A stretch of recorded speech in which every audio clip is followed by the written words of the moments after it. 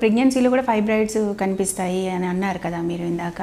అంటే ఒకవేళ వాళ్ళు ప్రెగ్నెంట్గా ఉన్నప్పుడు కనుక ఫైబ్రాయిడ్ ఉంది, దాని ఏంటి ఏదైనా సైజులో ఎక్కువ సైజు ఉందా తక్కువ సైజు ఉందా అంటే దాని సందర్భాన్ని బట్టి మీరు చెప్పండి.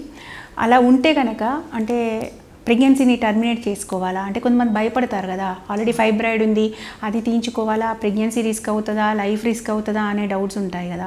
ఇలాంటప్పుడు మీరు ఏమని చెప్తారు వాళ్ళకి సజెషన్? చాలా మంచి క్వశ్చన్ అడిగారు రచన. నాకు ఈ మధ్యనే ఒక పేషెంట్ వచ్చారు. అంటే ఫైబ్రాయిడ్స్ ఉన్నాయి, ప్రెగ్నెన్సీ వచ్చిందంటే దట్స్ చాలా గుడ్ న్యూస్ అనమాట. అంటే ఉన్నా కానీ వచ్చింది అన్నది. సో యూజువల్లీ ఏం చెప్తామంటే టర్మినేషన్ అయితే అవసరం లేదు. ఫైబ్రాయిడ్ ఉందనేసి టర్మినేట్ చేయించుకోవాల్సిన అవసరం లేదు.